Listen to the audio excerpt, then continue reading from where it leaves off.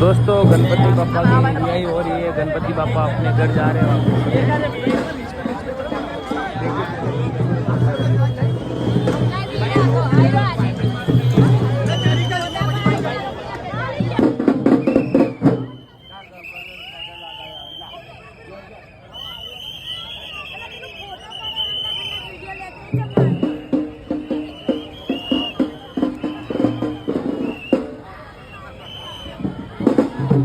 चलो भाई, पुलिस प्रशासन आ गया है। इतनी खूबसूरत नज़ारे देख रहे थे।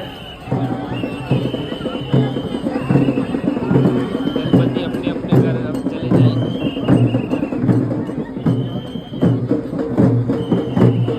वो उधर चले गए।